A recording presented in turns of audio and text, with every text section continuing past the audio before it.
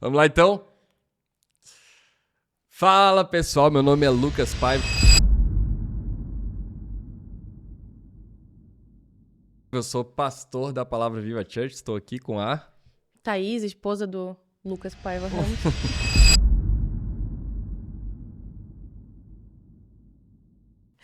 E estamos muito felizes de trazer um Muito felizes. conteúdo especial hoje.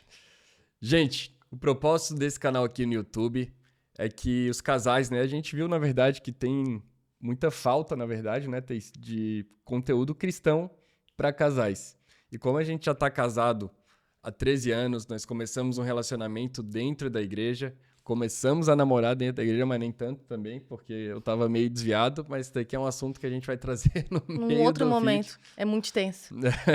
Mas a gente está casado há 13 anos, nós temos um filho de 8 anos, eu pastorei uma igreja consideravelmente grande, estou pastor da sede da Palavra Viva Church hoje, igreja fundada pelo meu pai há 35 anos atrás. Na verdade, esse ano acho que a gente completa 37 anos por aí.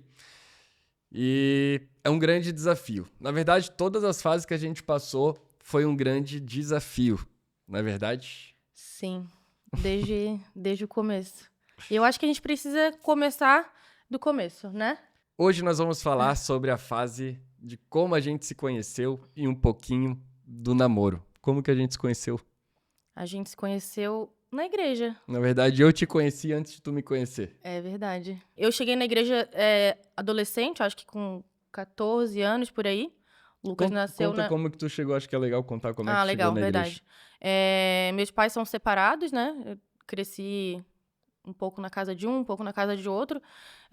E o meu pai, quando conheceu minha madrasta, ela veio de Campo Grande pra cá, ela já era convertida, eles se conheceram. Em um mês se casaram. Em um mês eles se casaram, literalmente. Se conheceram e casaram e foram morar juntos. E Mas nesse estão meio... juntos até hoje, tá, Então- gente? Graças a Deus. Glória a Deus. E nesse meio tempo em que eles estavam se conhecendo, a minha madrasta passou um dia na frente da igreja e falou: uma igreja para eu poder conhecer. E ali ela ficou, levou meu pai se converteu e se batizou. E aí, nisso, eu morando com meu pai, ele começou a me convidar para ir, fiquei um pouco, adolescente, não queria. E aí, um dia fazendo faxina em casa, tinha o DVD da Vivá, acho que era o segundo DVD da Vivá, né? O primeiro. Primeiro?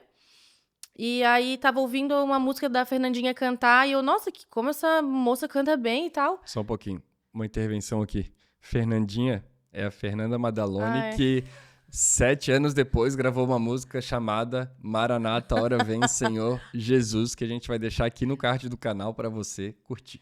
Voltando, Viu um DVD dela. vi um DVD Quando dela, tava fazendo minha faxina madrasta ali. falou assim, ela canta lá na minha igreja. Eu achei aquilo um absurdo, né? Uma pessoa cantando num DVD. E eu fui super curiosa e cheguei lá, a Fernandinha tava cantando no dia.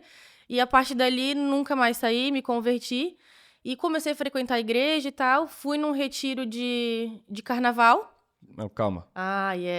Nessa fase, eu, Lucas Paiva, esposo dela. Acho esposo uma palavra tão engraçada, Cônjuge. não uso muito. Marido, né?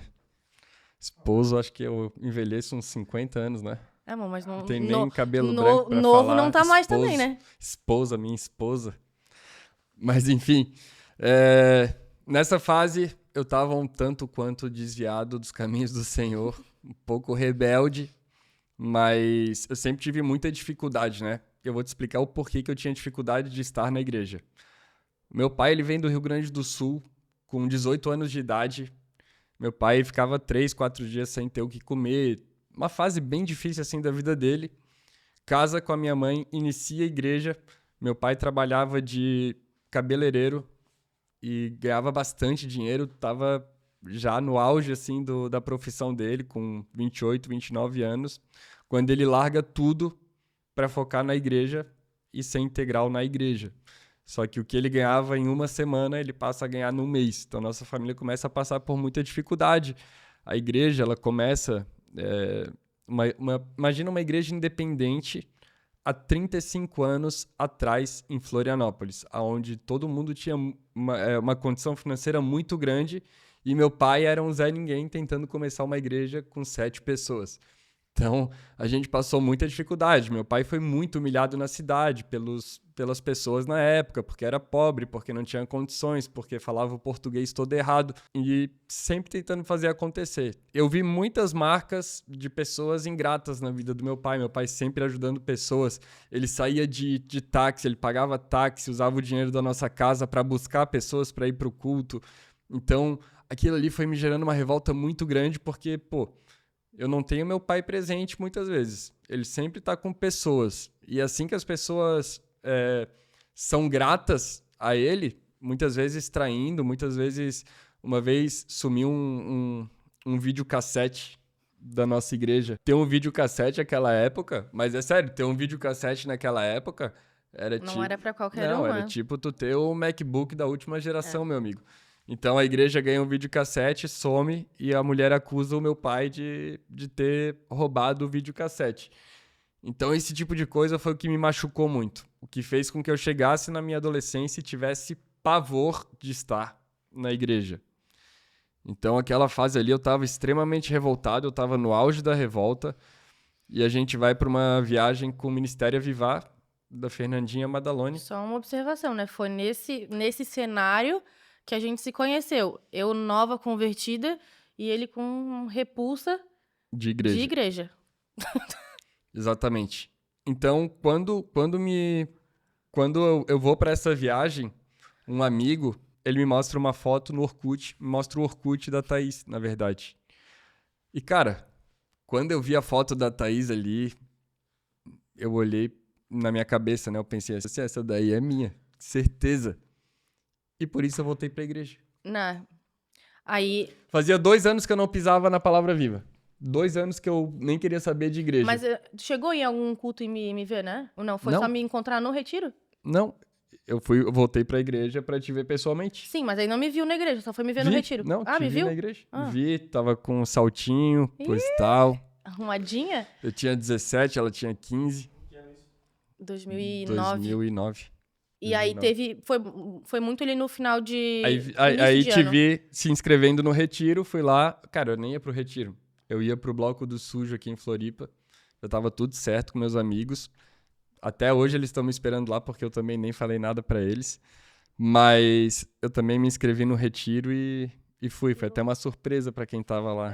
A gente, na verdade, o pastor Ricardo Clauber e a pastora Cláudia, quando minha família começou a ir pra igreja, eles faziam um estudo bíblico lá em casa, toda semana. E o Dani, que é filho deles, ficou muito meu amigo na época, porque tava sempre junto, e no fim era amigo do Lucas também. Era um dos meus melhores amigos também na época. Então, fui pro retiro, ele falou, vamos pro retiro, a gente foi junto. Eu não tinha muitos amigos, porque eu tinha acabado de chegar na igreja, então eu basicamente ficava com o Dani na época ali, e aí aconteceu que nos 2 primeiros dias de retiro... Ficava não, né? Era amiga. Deixei isso claro. E o Lucas apareceu. Literalmente ele brotou no retiro assim, ó. Não tinha visto ele os 2 primeiros dias, eu não tinha visto ele.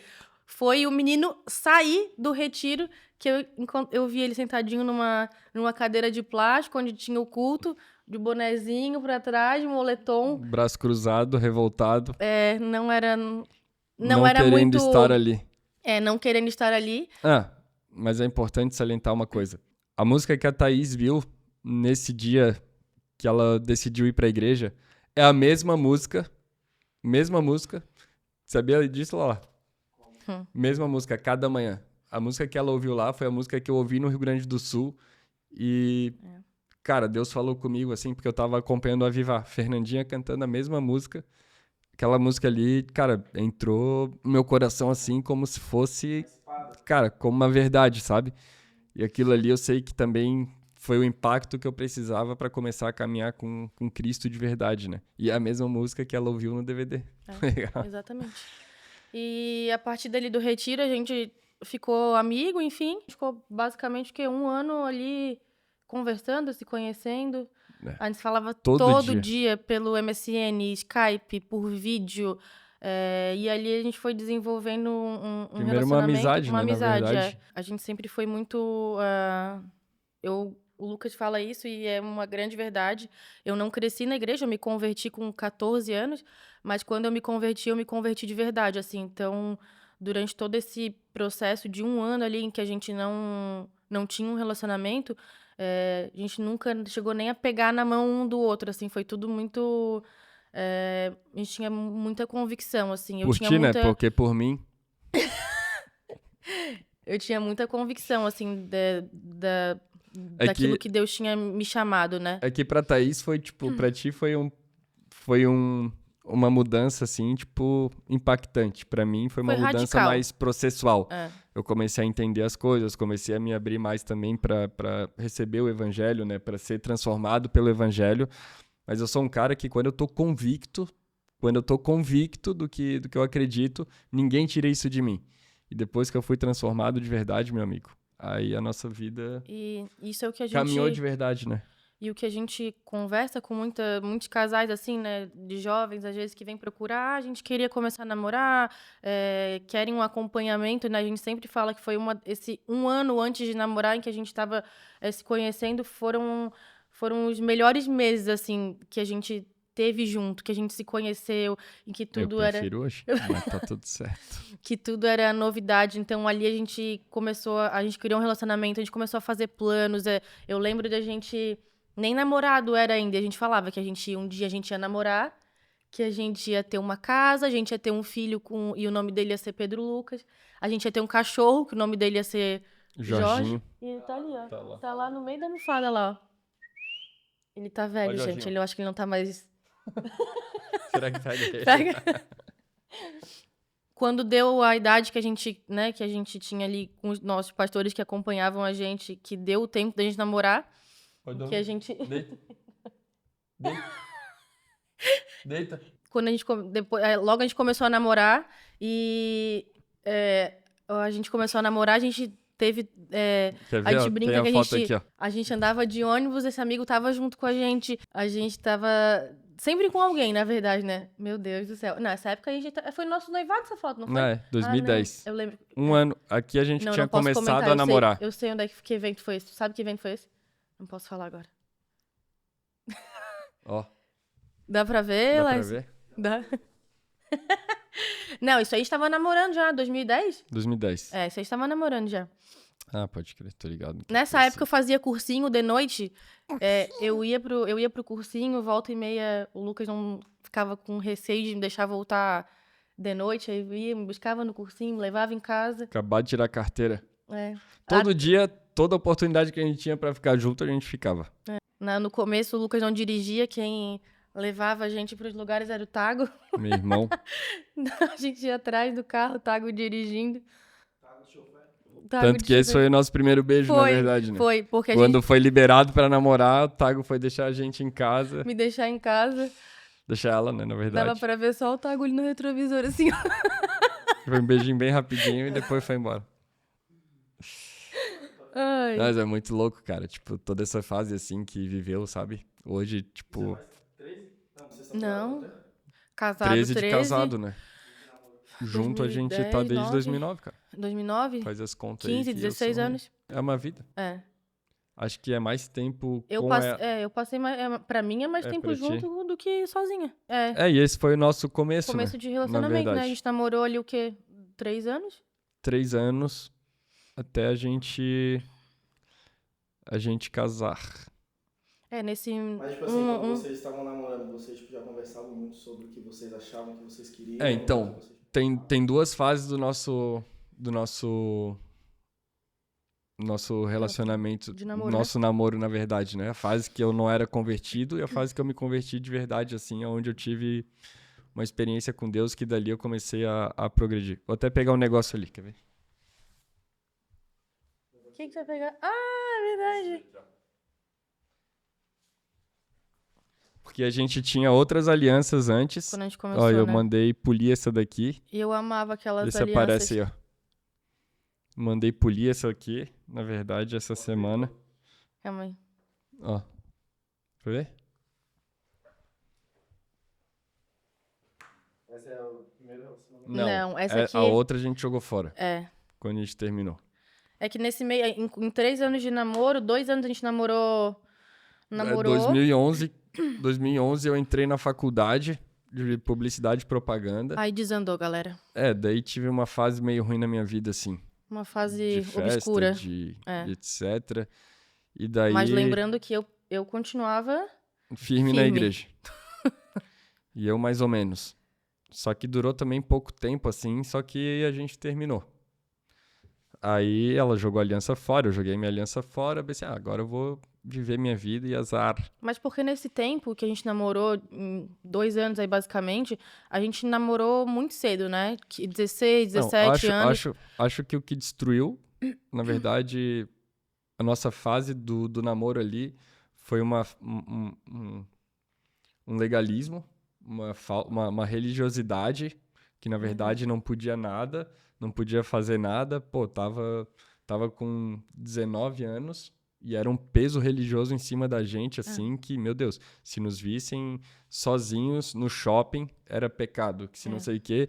E eu, como um cara que já sempre odiei, né, essa parada religiosa por sofrer muito na infância também, por ser o filho do pastor, ser o filho do bispo, etc., eu já tinha pavor dessa parada. Então, como a Thaís estava também sendo orientada, assim, numa visão mais legalista, e ela estava se tornando até um pouco legalista, não sei o quê, não podia, pegar na mão às vezes, não podia abraçar. Tudo era pecado, tudo era um problema. E isso, cara, isso me destruiu, mas óbvio que a responsabilidade, a culpa de tudo que eu fiz é minha, né? A idiotice foi minha. Não, daí também, né? A imaturidade nos levou a muita coisa, né? A não conversar, a não falar sobre relacionamentos, não falar sobre como a gente se sentia. Hoje é uma perspectiva mais fácil de ter, porque a gente amadureceu, a gente consegue ver o nosso relacionamento como um todo e analisar cada fase, né? Uhum. Mas eu lembro que, estando preso naquela situação, eu fui um cara que, nunca me abri com meu pai, nunca conversei com meu pai, né? Na verdade, nunca conversei com ninguém. Sempre guardei meus sentimentos pra mim e era isso, né? Era eu e o mundo, eu contra o mundo, né? Depois eu e tu contra o mundo. Mas passei muita dificuldade, assim, por não ter com quem conversar, não ter com quem falar. Então, eu precisei errar, quebrar a cara, quase perder a Thaís pra realmente decidir o que eu queria da minha vida, né? Mas no meio desse furacão, Deus levantou pessoas como meu pai, como o Bispo Sérgio. Pela primeira vez eu consegui falar pro meu pai tudo que eu sentia em relação a ele, porque muita coisa que eu projetava assim nele eram perspectivas minhas, né? E na verdade eu era escravo da minha própria perspectiva. Então nessa fase eu pude realmente ser vulnerável com meu pai, pude abrir o coração, pude entender a visão dele sobre mim, porque eu achava que ele me via de uma forma e, na verdade, era uma parada totalmente diferente do que eu achava. Ele pôde dizer que a forma como ele me tratava era devido ao que ele tinha passado na infância, de escassez, de não ter o que comer, não ter, né, para onde ir. E ele trabalhava justamente para que a gente não precisasse passar por isso. Mas até chegar nesse nível de consciência, eu tive que passar por muita coisa, eu tive que apanhar sozinho. Então aqui fica a dica para você que é jovem. Se você está namorando, ande com pessoas que são referência para você. Se você está namorando, ande com quem está noivo. Se você está noivo, ande com quem está casado. O que a gente aconselha para quem começa a namorar é: reveja o seu ciclo de amizades.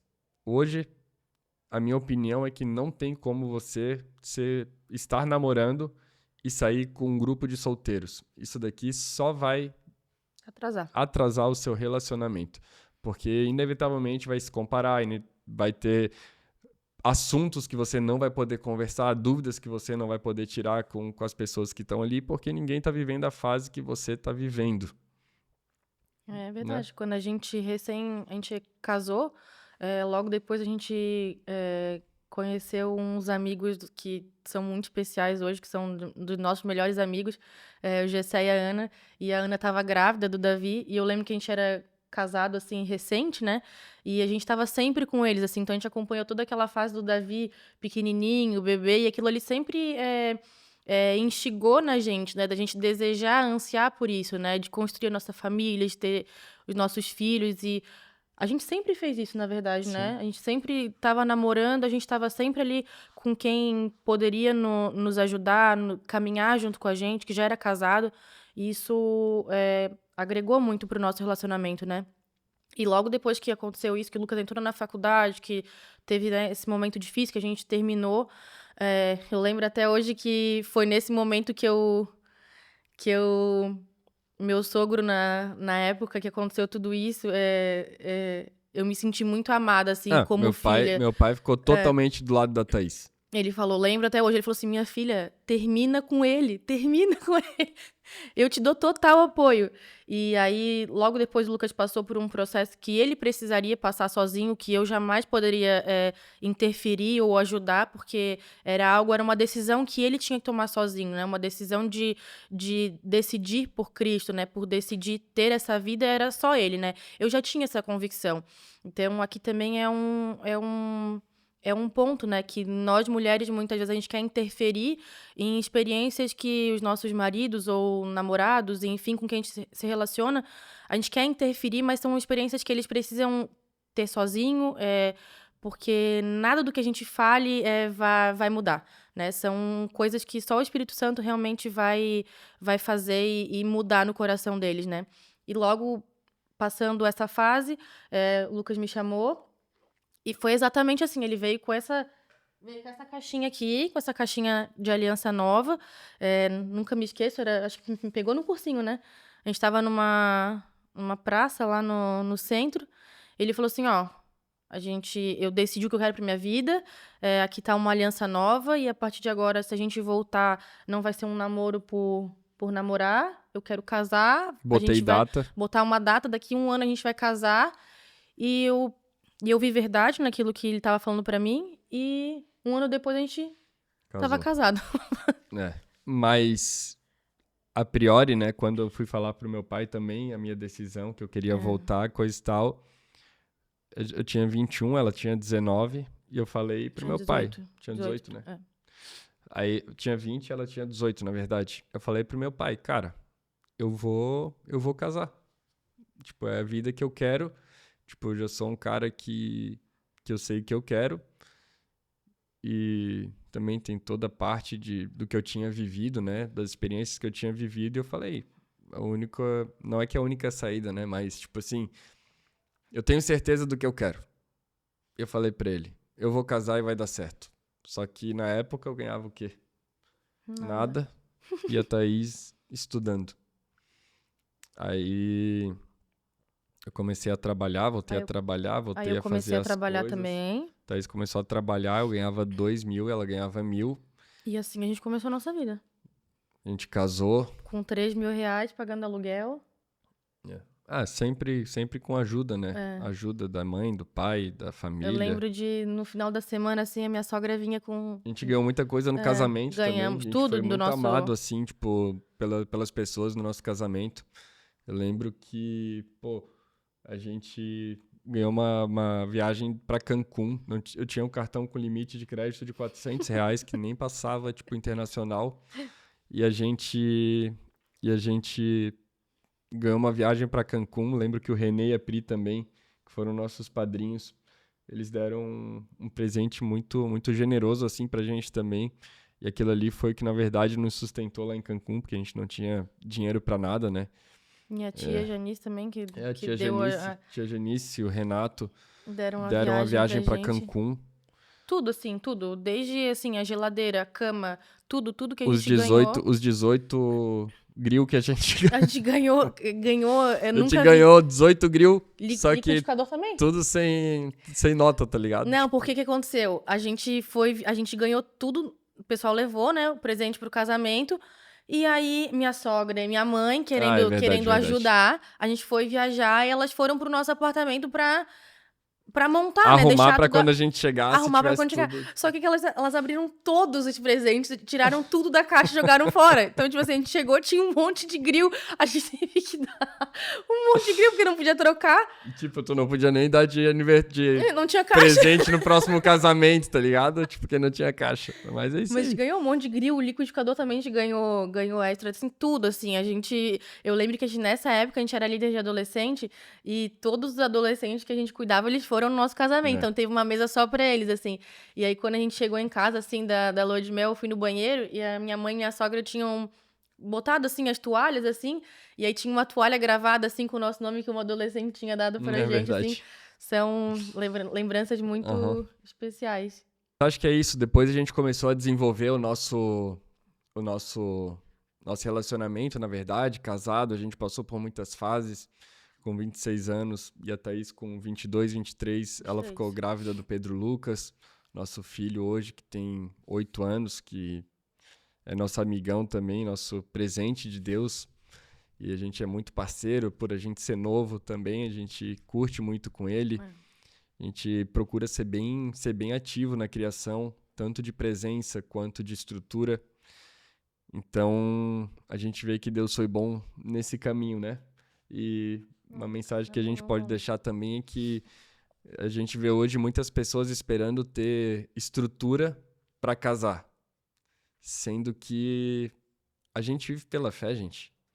Tudo que a gente tem, se você parar para olhar para sua vida hoje, as coisas não aconteceram porque você tem muita habilidade ou porque você é muito bom. Por mais que você pode ter vindo de uma família boa e etc. Eu acho que o que importa, o critério para o casamento cristão é a certeza em Cristo, se os dois estão firmes primeiro, e se essa é a pessoa certa, sabe? Acho que o resto, acho não, tenho certeza, o resto Deus faz. E é gratificante, assim, né? A gente começou sem nada, basicamente, né? Só com a ajuda dos pais e ver tudo aquilo que Deus fez na nossa vida, tudo aquilo que a gente construiu, foi Bizarro, literalmente bizarro. do nada, assim, né? Então a gente.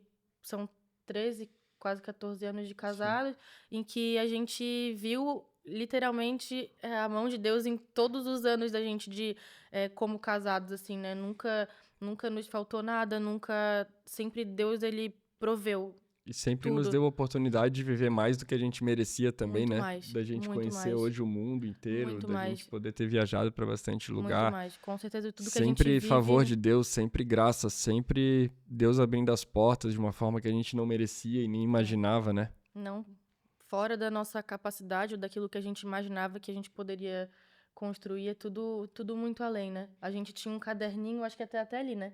A gente tinha um caderninho que quando a gente voltou a namorar, a gente falou, então tá bom, então a gente vai casar, vamos planejar. E aí a gente desenhou uma casa, que era a casa que a gente iria, a nossa Comprar no casa, né? futuro. E um tempo atrás, assim, a gente achou esse caderninho. E quando a gente abriu esse caderno, a gente olhou e é um caderno que ele tem é um desenho de uma planta, assim, de uma casa, né? De um apartamento. E a gente olhou e falou assim: Meu Deus, é literalmente a planta do apartamento que a gente que a gente comprou depois que a gente estava casado, uns 4 anos, né? Até então a gente morava de aluguel. 4 anos depois de casado, mais ou menos, né? A gente comprou um apartamento. A gente comprou um AP A exatamente planta com é a planta que exata. estava desenhada. É coisa de A doido, gente tem assim. o cachorro com o nome que a gente Ia ia botar. botar, um filho com o nome que a gente escolheu e a gente já sabia que era menino. A gente não escolheu o nome para menina. Certeza A absoluta. gente só escolheu o Pedro Lucas. E E a era gente tinha ele. certeza que Deus ia nos dar um E a menino. planta do apartamento que a gente fez lá quando tava namorando em 2009, 2010, foi a planta do apartamento que a gente comprou. A gente olhou um dia É, assim e é muito doido, assim, como é Deus faz as verdade. coisas, né? Então, é uma dica aí pra quem tá namorando, se relacionando, né? Planejem juntos, né? Sonhem juntos. Às vezes a gente pensa que são coisas muito difíceis de alcançar, né? A gente, em 2010, imagina, ganhava nada, trabalhava, não recebia quase nada, né? Fazendo faculdade, a gente nunca imaginou que a gente poderia lá na frente comprar um apartamento, enfim, né? A gente sempre foi muito amigo, a gente sempre teve muito junto e a gente aprendeu, na verdade, É. a sempre conversar. O conselho que meu pai deu no casamento que a gente vai aplicar depois de 4 anos de casado. Os 4 primeiros anos a gente não tinha... Patinou, né? A gente patinou, na verdade. Mas meu pai deu um conselho que a gente foi usar depois, que nunca se junte com um problema contra a Thaís. É sempre tu e a Thaís contra o problema. Então a gente sempre tratou os problemas do nosso casamento como algo terceiro. A gente não pode brigar por causa de um problema, a gente tem que brigar contra o problema. E na verdade, quando a gente tomou esse posicionamento em Deus, cara, as coisas mudaram assim. É claro que a gente vai falar para você que está nos ouvindo, nos próximos, a gente quer aprofundar biblicamente sobre alguns temas, alguns assuntos. Por isso, se você tem alguma sugestão de assunto, alguma dúvida, a gente pode fazer também respondendo caixinha, coisa e tal, a gente podia né? botar uma caixinha, né?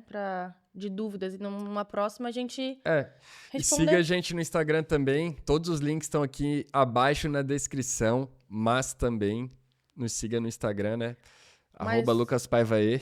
E @Thaís Ramos. Se achar um, já acha acho outro. outro, porque o meu é mais complicado. Siga também a nossa igreja, Palavra Viva Church, e o nosso Ministério de Louvor, Ministério Avivar. AVIVAH. Mas antes de encerrar, eu tenho uma pergunta. @Bispo Flori. Ramos? Ou Bispo Flori. Mas Calma é aí. o meu paizão. Quer que eu olhe?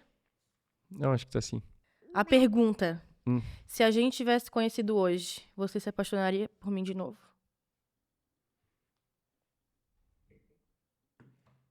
Bah, se eu tivesse em paz, eu não sei.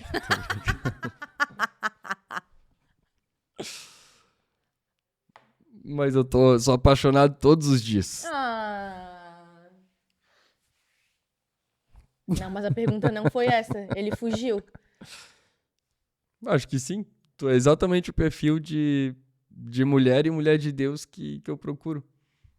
Não tem o que dizer. Tem o que dizer. É do jeito que eu gosto.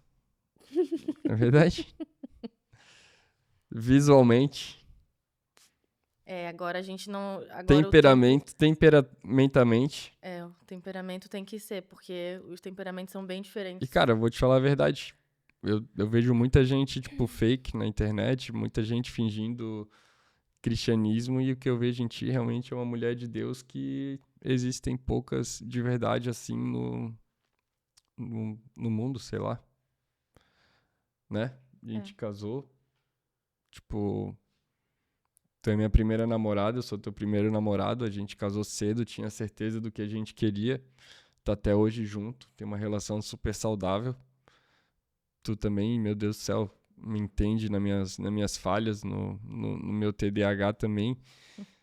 E lida demais, sempre cede. Não tem como não te escolher todos os dias.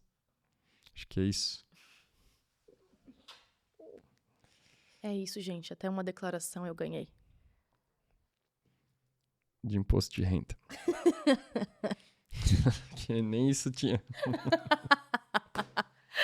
Meu Deus do céu, era uma negação. Tchau. Tchau, gente.